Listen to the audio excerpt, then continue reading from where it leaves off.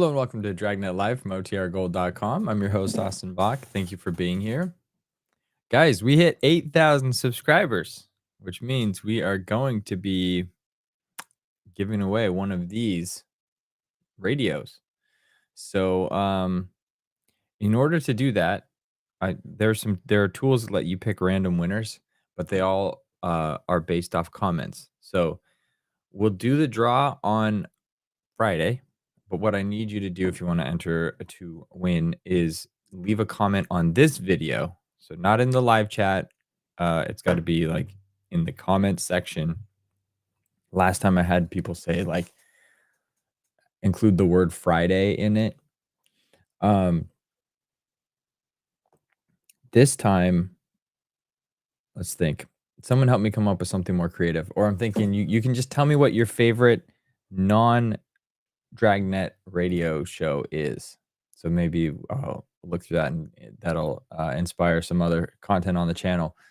But say, yeah, why don't you? So there's nothing specific, but you do have to leave a comment on this video and you have to say what your favorite non-Dragnet radio program is. And then if you do that, you're entered to win the giveaway, which we'll do Friday during the live stream. I'll share my screen. We'll do the pickawinner.co, and whoever that is gets this. Sweet. So and then the one yeah, that's what we're gonna do. So if this is your first stream, we're here every Monday, Wednesday, and Friday listening to one episode of Dragnet until we have listened to all 310 episodes currently available. Today, we're listening to episode 190. The title is The Big Press. It is about, hang on. It's about two men that have been passing bad checks in Los Angeles. The police have descriptions of both of them, but they don't, they know the names on the checks, but they have to go round them up. So today's episode originally aired February 8th, 1953. And I will share our screen and get that show started. I also forgot to say thank you for helping us hit 8,000 subscribers. That's great. So whoever wins will have their choice of this forest green or this one, this cream color. Come on, get up here. Block my face. Focus, focus, focus. It's not focusing. There we go. And then whichever one's left will be given away at 16,000 subscribers. So good luck to everybody. Okay, go over here. I had my screen on the wrong side. I was looking the opposite way. If you want to join the chat today, be sure you're tuning in from the Old Time Radio Archive channel. The OTR Gold channel. My mind's a little frazzled this morning. Yeah, if you're watching from the Old Time Radio Archive, there's a link in the description to take you over here to join us. So please do that. And I will now share the screen and get today's show started. And tonight, we have a Members' Choice live stream. So all the channel members, once a month, they get to choose any radio show that we're going to stream. Tonight, it's going to be a pick from Nell. Nell has picked, drum roll please. Let me go pull it up. I had it somewhere. Posts.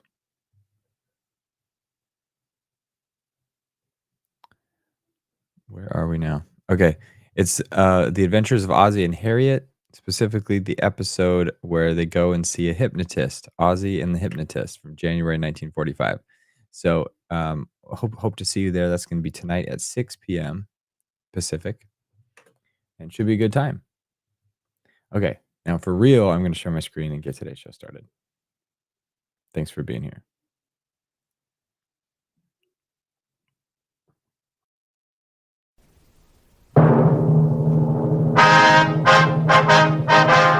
Sound off for Chesterfield. Chesterfield, the first and only cigarette in America to give you premium quality in both regular and king size, brings you Dragnet.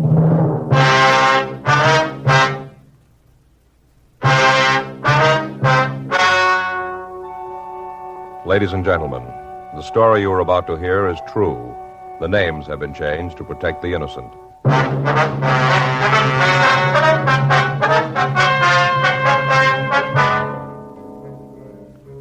You're a detective sergeant.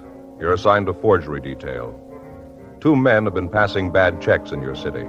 You have descriptions of both of them. You know the names on the checks. Your job, get them.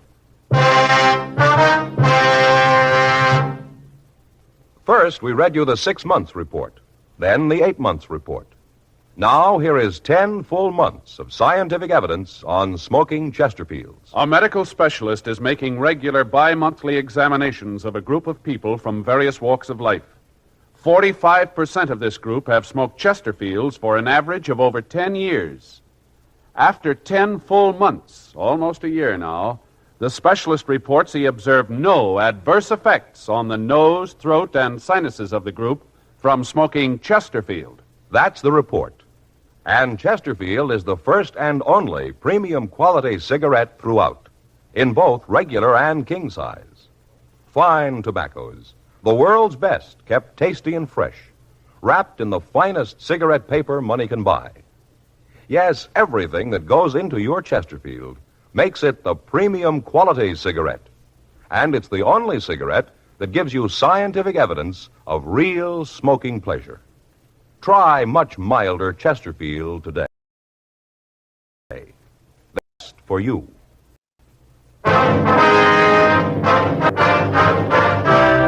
Dragnet, the documented drama of an actual crime. For the next 30 minutes, in cooperation with the Los Angeles Police Department, you will travel step by step on the side of the law through an actual case transcribed from official police files. From beginning to end, from crime to punishment, Dragnet is the story of your police force in action. It was Thursday, April 8th. It was windy in Los Angeles. We were working the day watch out of forgery detail. My partner's Frank Smith. The boss is Captain Welsh. My name's Friday. We were on the way back from the main jail, and it was 9:46 a.m. when we got to room 29. Forgery. Well, that wraps that one up. Yeah. When are we going to arraign him? Oh, figure day after tomorrow. Okay. Well, let's get started on these other crime reports, huh? Yeah. Friday, Smith? Yeah, Skipper. See you a minute. Sure. Sit down. What's up, Skipper? How's the Clemens thing going? Well, we just talked to him. Says he'll plead guilty. Well, I want you to take a look at this. Okay. Oh, border checks, huh? Yeah, I want you two to go to work on it. Are we going to work with Saunders and Bomey on it? I want you to take it over. Well, is there a case in it? Yeah, but we got a call from San Francisco last night. They got Richards up there. Oh? At least they know he's operating in the Bay Area. Saunders and Bomey left last night. They've been on that one for the last year. Looks like they can clean it up. They get back for you, bust this, they'll give you a hand. Well, what's the pitch on it, Skipper? It's all there. Let's take a look, huh, Joe? Sure, a bunch of paper. Near as we can figure, they've been working a little over a year. All the checks are drawn on big companies here. You any idea where they're getting them? No, not yet. How far we got on it? Saunders and Bomey have been working on it. They got about halfway through the list of print shops in the city. Then this thing up north came up. Let me see some of the checks, Oh, will you, Joe? sure, here. We got rubber companies, oil companies, department stores, aircraft. How about the ID when they pass them? The works, driver's licenses, social security cards, lodge cards. Looks legit enough. Been a lot of people taken. Descriptions always match, do they? Close enough, yeah. Now and then there's a little difference, but they all match up close enough. Still using the same bad border. You notice that even though they changed the name of the company on the check, changed the heading all around, they use the same border on all of them. Yeah, I see. Look, there in the lower left-hand corner. See?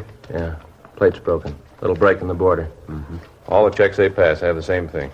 Yeah, well, you wouldn't notice it unless you're really looking for it, would you? Well, that's it. All the reports are there. Everything that's been done. It's in your lap now. Need anything, let me know. Right. Okay, Skipper, we'll get right on it. Well, from the package here, sure looks like they're scoring good, doesn't it? How much they gotten?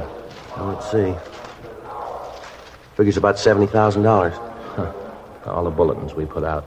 Know the people you cash checks for. Yeah, 70,000. It's a lot of money, isn't it? sure is. If people would just read those bulletins. They never learn, huh? 10:02 a.m. We started through the package. The check forgers had been working for over a year. They'd passed phony checks all over the southern part of the state. The amounts on the checks varied from $50 to $275. They carried 10 different endorsements. The names and signatures had been run through our files, but we'd gotten no identification. The writing had been checked by Don Meyer, but there were no examples in the files that matched. During the next 2 days, we finished canvassing the print shops in the area in an attempt to find where the bad checks were being printed. We came up with no new information. Additional circulars were gotten out to all stores and check cashing agencies in the area, giving the description of the two men and lists of the companies the checks had been drawn upon. Photographs of the checks pointing out the border defect were also distributed. 2 weeks went by. No results. Informants had been checked and rechecked. Known forgers had been questioned. The victims of the forgers had been shown the mug books. They failed to make any identification. From what they'd told us, we had the artist in the crime lab draw up a composite picture of the two men. Copies of these were distributed to the people and organizations most likely to cash the phony checks. Lieutenant Saunders and Sergeant Bomey finished their investigation up in San Francisco and joined us in the search for the forgers. Tuesday, April 27th, 10:14 a.m. Frank and I checked back into the office. Lousy thing. Yeah. Clutch was out. You know, I thought it was a pin. Sure felt like it. Funny feeling when you press down, there's nothing there. Did he say when it would be ready? I thought he could have it for us in the morning. I'll check the business office and get another car. We'll try to get a good one. The last one we drew was about to fall apart. Yeah. I'll get it. Forgery, Friday. Yes, ma'am. Yes, ma'am, that's right. What? Uh-huh. What was that address again? Yes, ma'am, I have it. Yeah. Yeah, well, do everything you can. Yes, ma'am. Right away. Well, get your coat. What is it? Check cashing agency out on Pico. The guy's there now. Frank and I left the office and checked out another car. We drove out to the check cashing agency on Pico. It was located near a large tool and die plant, and they advertised that they cashed payroll checks. 10:33 a.m. We parked the car and went into the store. You the police? Yes, ma'am. Are you the one that placed the call? I sure am. I stalled him like you said. That's him back there. Uh-huh. I told him that he'd have to wait for the manager to get back and open the safe. He got pretty huffy about it at first. Then he said he'd wait. I think he's been drinking. Yes, ma'am. All right, we'll talk to him. He's the one. You'll see. I spotted him right away. Took one look at him, and I knew he was the one you've been looking for. All right, ma'am. Let's go. Sure fits the description. He's the one. Excuse me. Yeah. You wanted to cash a check, did you? Yeah, that's right. What if we could see your identification? The young lady has it. And here it is. His driver's license and his Social Security card. All right, thank you. Leslie P. Bergen, is that right? That's what it says. Yeah, we've seen it before. What if we could see that check, You please? bet. I'll get it for you. Well, look, there's no reason to make a federal case out of this. Give me the check and I'll go someplace else. I tell you, though, you act like this to everybody who comes in here, you ain't going to stay in business long. Yeah. Here you are, officer. Here's the check. What's she talking about? What? Officer. She called him officer. What are you, cops? You called it. How about it, Joe? Yeah, broken border. Where'd you get this check, mister? Well, what do you mean, where did I get it? They gave it to me at the plant. Gave you this check, huh? Yeah, that's right. Say, what's this all about anyway? How come you guys are so interested? I wonder if we could see what you got in your pockets. No, I don't have to show you. It's none of your business. You been drinking, mister? None of your business. You got no call to act like All right, this. come on, let's see what's in your pockets. Well, what's that going to prove? Now, look, Bergen, if you haven't done anything wrong, then you got no reason not to show us, have you? Yeah? Oh, all right. Put the things here on the counter. All right. You guys going to regret this, you know. Is that right? You just bet. I got a lot of friends in pretty high places, and they're going to hear about this. You guys be sorry you ever started this. All right, come on. You can go a little faster than that, can't you? All right, here. Here's some keys, change, money clip. All right, pick up the money and keep that with you. Now, just the money. Now the back pockets. Back pockets. That's right. We want to see what's in them, too. Well, all righty. I'm glad to cooperate with the law. Nice to know you guys are this alert. I'm glad to know you're doing your duty. Yeah, come on. Let's get to those back pockets, shall we? Say, what's your name? Friday. Cop, huh? That's right. Friday, huh? Yeah, what's your first name? Joe. Joe Friday. That's right. Now, come on. Get the stuff out of your back pockets, will you? Stall long I bet enough. you think I'm trying to hide something in there, huh? Well, you're wrong. I got nothing to hide. There's my wallet, comb, that's all. This key here. Yeah? Keys to your car. No, I don't have her. Oh, that's not true, officer. I saw him drive up. That's his car out in front, the red Ford. Is that right, Bergen? Well, now, maybe it is, and then maybe again it isn't. You want to check on it, Frank? Yeah. Here's the key. I hate to think of it, I really do. What's that? Trouble you guys are going to get into when my friends in high places hear about this. Yeah, sure. Let's look at your wallet, huh? Why, you bet. Always glad to cooperate with the law. No, you hold it. Just open it up. Any money in it? I told you the money's in the money clip. Right here, you told me to keep it. You don't remember very well, do Well, you? these your cards here? Business cards? Let me see. Here. Yeah, certainly, they're mine. Leslie Paul Bergen, business advisor. I thought you said you worked at the plant. Part-time job. What's your name? Friday. What's your first name? Joe, I told you. Joe Friday, huh? I'd remember that and tell my friends in high places. How about your coat pockets? Anything in them? Well, cigarettes, maybe handkerchiefs, some matches, that's about all. All right, let's see them. All righty. Sure nice to know that we got officers like you, always doing your duty. Yeah, see? Nothing. Where'd you say you got this check? What check? This one here, the one you tried to cash. Oh, yeah, that check. Yeah, that check. That's the one. Well, I got it from a friend. He asked me to cash it for him. Just so happened I had the money, so I did. Anything wrong with cashing a check for a friend? How come the check's made out to you? They always make checks out to me. Always do down at the plant. Now, look, mister, you got your stories all mixed up here. Let's go downtown and get this thing straightened out, shall we? Joe, Yeah. we hit it. 23 checks all made out to him. Found them in the glove compartment of the car. The car's registered to a Leslie R. Doyle. What's his name? Smith. First name. Frank Smith. What is this? No, he's a happy drunk. Oh. These checks yours, Doyle? Well, let me see. Never saw those in my life. Well, we found them in your Oh, car. I certainly don't understand that. In my car? Yes, that's right. Now, come on, let's go downtown. Where are we going? Downtown. What's your name? Smith, Frank Smith. Phony name. You wait till my friends hear about this, policeman using your alias. My friend's going to hear about this, you know. Yeah, sure. Ah, in high places. 10:57 a.m. The suspect admitted that his true name was Leslie Doyle and that the car belonged to him. We took him to the city hall. Frank ran the name through R&I, but we got no make on him. His prints were rolled, but there was no record on him. A communication was gotten off to George Brereton, CII Sacramento, and one was sent to Washington. 11:30 a.m. We took him to the interrogation room to question him. I told you, I don't know where the checks came from. They were found in your car. So they were found in my car. That mean they're mine? Looks like you had something to do with it. They all were made out to you, the phony ID you got there. Well, maybe it's a joke. Maybe it's somebody's idea of a gag. Well, that's not very funny, is it, Doyle? Well, you don't have to tell me. Say, you got another aspirin, my head's coming apart. Frank, you got Yeah. Here. Yeah, thanks. Got some water? I'll get some for you. No, never mind. I'll take it without. Thought you might have a tap here. What? Sure. You turn it on and let it drip, and then you don't give people none until they answer your questions. Yeah, sure. You take pills like I do, you get to the point where the only important thing is to get them in your stomach. All right. Now, how about the checks, huh? I told you 100 times I don't know anything about Then them. maybe we better fill you in, huh? Yeah, go ahead. I like to hear. We got you for trying to pass a check this morning, didn't we? You want to cop out to that? So maybe one check. Like I said, that's no crime. I cashed it for a guy. Maybe it was the same guy who planted the other ones in my Oh, why don't car. you come off it, Doyle? Let's stop playing games here. We made you for the forgeries, and you know it. Your description matches the one we got. You turn up with 23 checks made out to you, all drawn on different companies. The border on the checks matches the ones we're looking for. We got witnesses who identify you.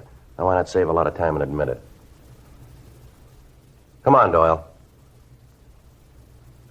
Doyle? Don't look like there's any other way, does it? Not from here. Well, if I cop out, will it help any? What do you mean? Like you said, now let's stop playing games. Will it help me out any? You're liable for 1 to 14 on each count. If I help? All we can do is see that it's marked down that way. That's all? That's all. Well, then I got nothing to lose by not talking. That's the wrong way to look at it. You guys haven't come up with any other way? We don't make deals, Doyle. You know that. Well, all right. I'll play it that way, too. Now, let's get this 510, huh? Your true name, Leslie Richard Doyle? Yeah. Charge, suspicion 470 PC, forgery, April 27. Where do you live, Doyle? I told you once. Well, tell us again, would you? 19,540 North Edge Hill Avenue. Is that a private home? No, it's an apartment. What's the number? Say, you got another aspirin. This headache's the worst one I ever had. Don't worry, they're going to get worse. We continued to talk to Doyle. He told us that he'd come from back east about a year and a half ago. He said that he'd never been arrested and he had no record. He refused to tell us who his confederate was in the forgery operation, and he told us that we'd get no help from him in proving that he was mixed up in it. We booked him at the main jail, and then we got in touch with Lieutenant Saunders and Sergeant Bomey. Together with them, we arranged a special show-up. The victims of the forgers were asked to be present, and 12 of them gave us a positive identification of Doyle as the man who'd victimized them. The others said that he was not the man. When confronted with this information, Doyle confessed to being one of the men involved, but he still refused to name his accomplice. A week went by. Each day we questioned Doyle. Gradually, we pieced together a picture of their operation. Doyle still refused to tell us where we could find his partner. The kickback from Washington and Sacramento arrived, but gave us no new information. All known friends and associates of Doyle were checked out. From them, we found out that Doyle did work with another man, but that none of the witnesses could identify him. The rumble was that the two men had split up because of Doyle's drinking. We were able to get little other information on the missing partner. Wednesday, May 5th, 11:40 a.m. Frank and I checked into Captain Welsh's office. How about it? No, nothing, Skipper. He says that he knew Doyle, but he doesn't know the other man. Any of the other leads pan out? No, none of them. Where do you go from here? Well, talking to Doyle's friend, we found out they used to hang out down around Wilshire and Olympic. You know that area down there? Yeah. Well, Frank and I have been talking it over. Looks like about the only way to bring him out's to go looking for him. Yeah, so you guys go down there, huh? Well, we checked on that. The bunch down there aren't too chummy. They don't talk to strangers much, so we figured that maybe the best idea would be for one of us to go undercover. Maybe pose as a thief, buy our stolen goods, something like that. We might get a line on them that way. Yeah, might work. Well, not much choice now. We've tried about everything else. Well, which one of you is going to do it? Well, I thought maybe I'd be the one. No, I don't know if that's such a good idea. Why not, Skipper? Joe took the last one. Yeah, but didn't you work that area when you were in Vice? Yeah, but that was a couple of years ago. Still might be some people down there who remember you. You better take this one on Friday. All right. When do you figure to start? I thought in the morning. Okay, work out the way you're going to keep in contact, all the details. We'll give you the help you need to swing it. Right, Skipper. I don't know, Joe. Seems like you're always the one to draw this duty. Ought to be my turn sometime. I'll trade with you.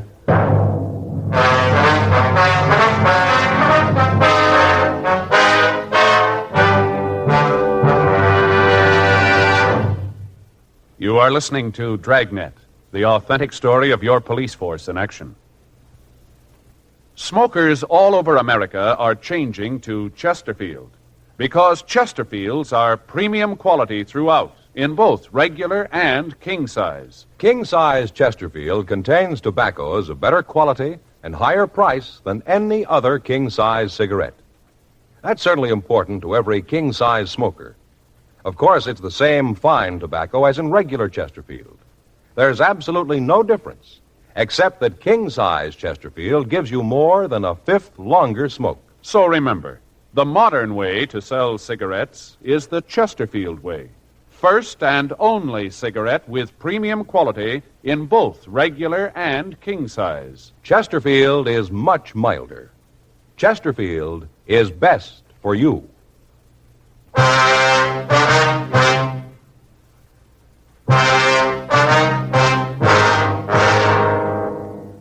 Thursday, May 6th, 9:30 a.m. I left my apartment and went down to the vicinity of Wilshire and Olympic. I spent an hour wandering around the bars in the area, and then I checked into a small hotel down on South Hill. I registered as Joe Kelvin from Phoenix, Arizona. I told the clerk that I was in town on business and that I'd be there as long as it took me to conclude the deal I was working on. I spent the afternoon in a bar on 4th Street, and I got friendly with the bartender. I asked him if he knew Leslie Doyle, and he told me that he'd seen him around, but that he didn't know him very well. I asked if he'd ever seen Doyle with another man. He said that he had, but he didn't know who he was. The bartender went on to say that the two men had frequent arguments and that they usually ended up with the other man walking out and Doyle going on a drunk. He told me that I might be able to get some additional information on the man in a cafe over on 5th Street. I spent the next 3 days wandering around that area, eating my meals in the restaurant. At the end of that time, I had no new leads. Frank, Saunders, and Bomey were still working on the case, and Frank told me that the bad border check passing was still going on. Further conversations with Doyle netted them nothing. At the end of a week, I'd gotten to know one of the waitresses at the restaurant, and she indicated that she knew Doyle's partner, that she knew him merely as Mac. She was unable to tell me where I could find him. I got in touch with Frank Smith, and he ran the name through the moniker file in R&I, but he got no make. Friday, May 14th, 10:56 a.m. I stopped for breakfast. Morning, Joe. Hi, Agnes. What'll it be this morning? Well, let's see. Orange juice, couple of eggs, toast, and coffee. All right? Eggs sunny side up? Yeah. How's the bacon? Great, just like always. All right, couple of pieces. Yeah. Want to bring the coffee right away? Yeah. Is that the morning paper? Here? Yeah. Thank you.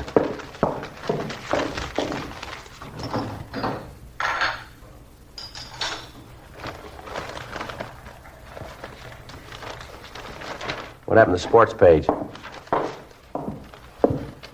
Here. You don't look good this morning, bad night? Yeah. Had trouble getting to sleep last night. Mm-hmm. How's the deal coming? Oh, all right. I should wind it up in a couple of days. What business you in, anyway? Oh, you could call me kind of a broker, I guess. That right? Yeah.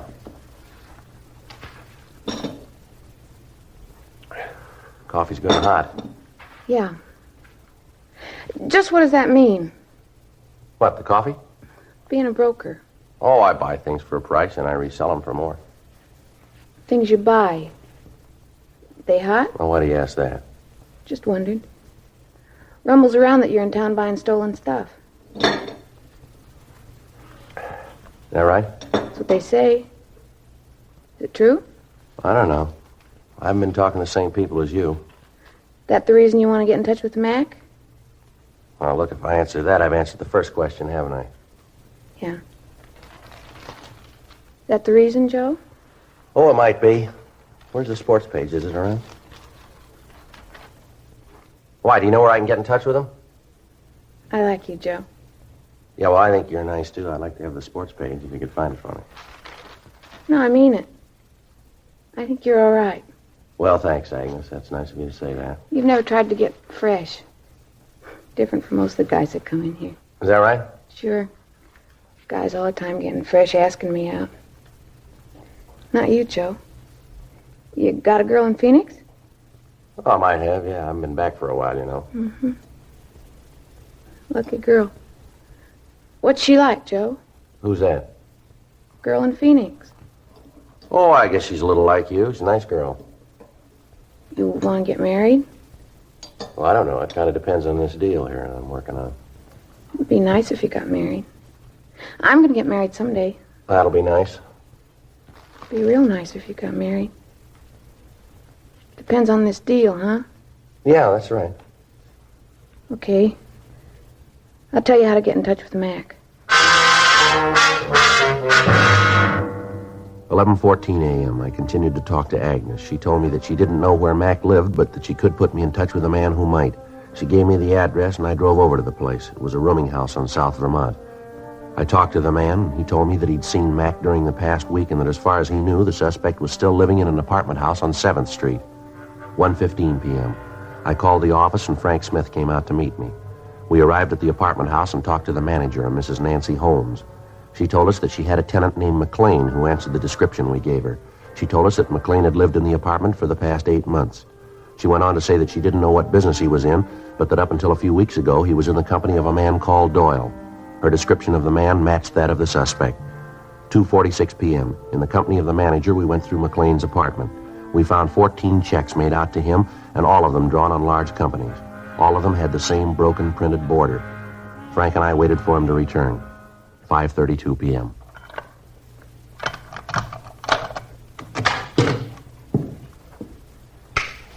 What are you doing here? Your name Gene McLean? Yeah, who are you? Police officers. These checks here. Where'd you get those? On the desk over there. You got no right to go through my things. We'll talk about that downtown. Come on, let's go. Now, look, maybe you guys made a mistake, huh? Maybe you got the wrong fella. Can't we work something out? This is a pretty good thing. There's enough for everybody. I'm sure we can make a deal, huh? No reason to act like this. Where's the press, mister? Huh? The press you print these up on, where is it? I don't know what you're talking about. I don't know anything about a press. I don't even know what you're talking about. It won't work, McLean. We got Doyle. What's he told you? All we need. Well, then he's told you where the press is, too. We're asking you about that, mister. Well, like I said, I don't know what you're talking about. You drive a car, McLean? Yeah. Where'd you park it? On the street. No garages in this crummy place. No, that's not true, Mr. McLean. Oh, keep your nose out of this. You've been spouting off too much already. That's not true, Mr. McLean. I heard everything from the hall. These officers asked me some questions, and I answered them. Police have never given me any trouble. 10 years I've been managing this place. Never had no trouble before. Now you come in here and louse things up. Turn it off. Come on, let's get out of here. Now you just wait a minute. Come in here and call this a crummy place. You didn't know I heard you, did you? Well, I did.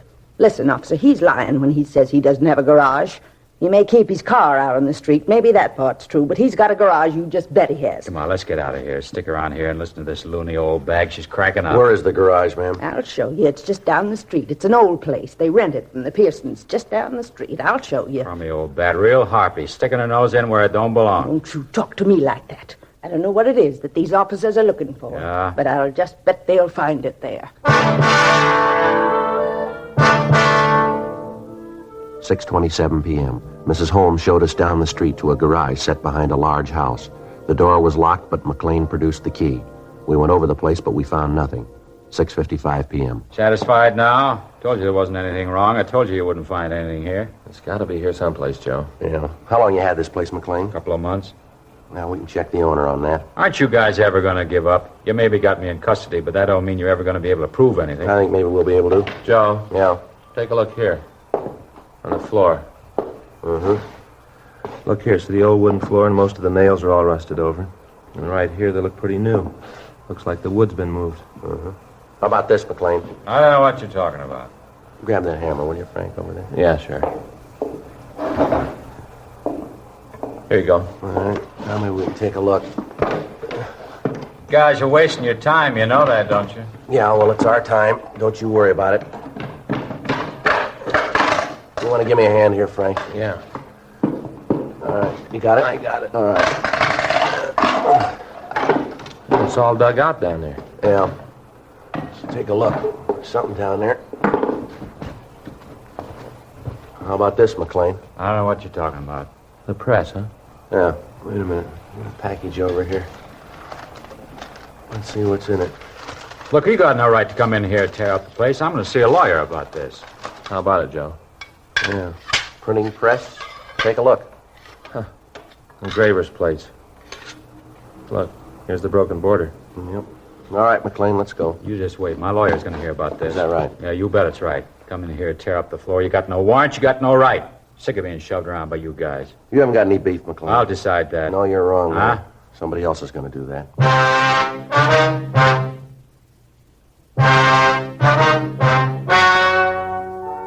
The story you have just heard was true. The names were changed to protect the innocent. On August 25th, trial was held in Department 89, Superior Court of the State of California, in and for the County of Los Angeles. In a moment, the results of that trial. Now, here is our star, Jack Webb. Thank you, George Fenneman. Friends, here are two important things to remember. Everything that goes into your Chesterfield makes it the premium quality cigarette, and it's the only cigarette that gives scientific evidence of real smoking pleasure. Try much milder Chesterfields today. They're best for you.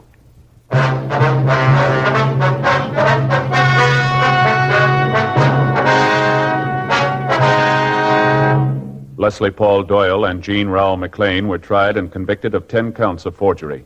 They received their sentences as prescribed by law and are now serving their term in the state penitentiary, San Quentin, California. Forgery is punishable by imprisonment in the state penitentiary for a period of not less than 1 nor more than 14 years. Ladies and gentlemen, with long-range aircraft and atomic bombs, the enemy is only hours away from where you live. Our Air Defense Command relies on radar to detect enemy aircraft. But it is possible for low-flying planes to remain undetected.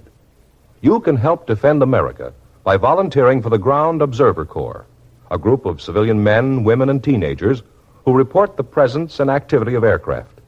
For information, write or phone your nearest Civil Defense Center.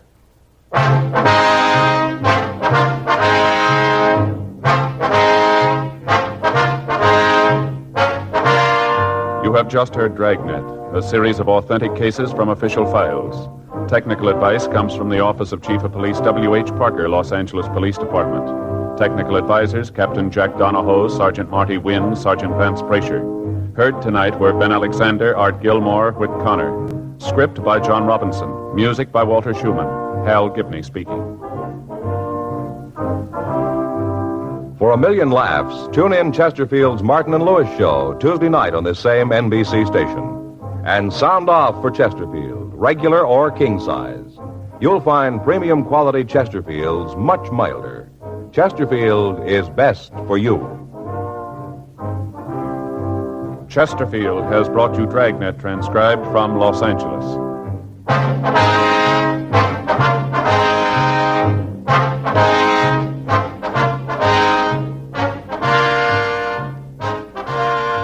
Tonight, it's Adventure with Barry Craig, confidential investigator on NBC.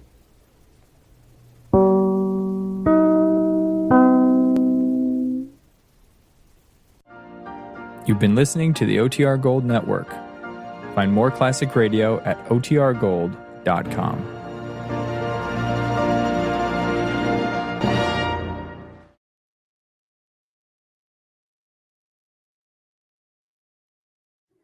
All right. I hope you guys enjoyed that episode. I got distracted. I was down in the trivia of the chat, Life with Roscoe. We started talking about programs that people want to listen to maybe after the Dragnet series concludes, which we still have another like 100-something episodes. It's not going to end anytime soon. But Roscoe asked if we knew what the original name of Marshall Matt Dillon from Gunsmoke was. So it was changed to Matt from something. I guessed Beauregard as a joke. But then I thought maybe it's like Marion, like John Wayne. His name is he was born Marion Robert Morrison, and was like, you know what? Forget that. I'm leaving everything behind, and I'm just going to be John Wayne, which is interesting. Okay, let me see. It said John Wayne. I had to look this up, so I'll give you some John Wayne trivia. John Wayne was born May 26th, 1907 in Iowa as Marion Robert Morrison. Early in his career, director Raoul Walsh and Fox Studios decided his given name didn't have the rugged marquee-ready punch they wanted for a leading man.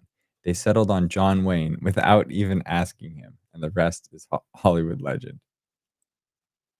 I wonder, I mean, is that lore or is that truth that they didn't even ask him for input? They're just like, we need a new name. Well, it served him well. So good for Marion on that front. Let's see. Life with Roscoe says that's his birthday. You were born May 26th, 1907. Just kidding. And the answer, let me pull this up. It was apparently Mark Dillon. When did they change it? Because I'm pretty sure like the very earliest episode was Matt. But I'll go back. Life with Roscoe knows his stuff, so I'm not doubting. I'm just surprised. Okay. Also, this was over on my desk. I brought this over to show people because I sometimes do this show and tell stuff. Look at this. Does anybody know what this is? Got to back up to get the whole thing in screen.